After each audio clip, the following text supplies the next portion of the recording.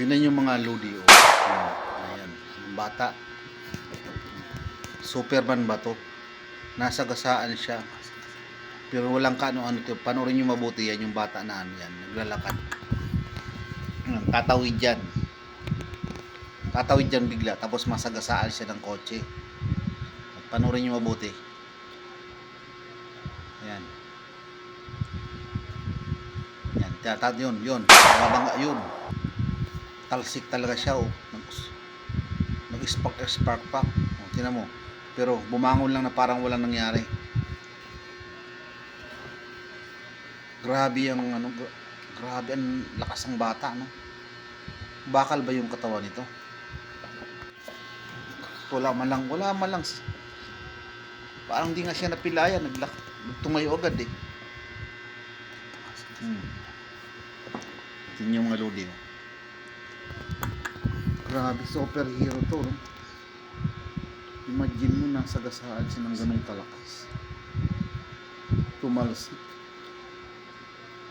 Pero parang baliwala lang sa kanya. Meron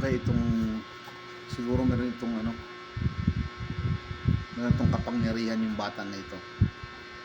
Parang si Spider-Man. Nagulat yung mga tao talaga. Sila mismo nagulat eh. Na parang hindi man lang napilayan yung bata. Grabe, gulat na gulat ang mga tao. Sobrang lakas to. Sobrang lakas ang impact. Kahit na 40 lang ang takbo nun, siguradong may kalalagyan kapag ikaw ay nasa gasaan. Hindi ka man mamatay, tiyak mabalian ka talaga ng buto. Eh ito ang lakas, ang talsik, tumalsik pa, tapos ang liit ng katawan ng bata.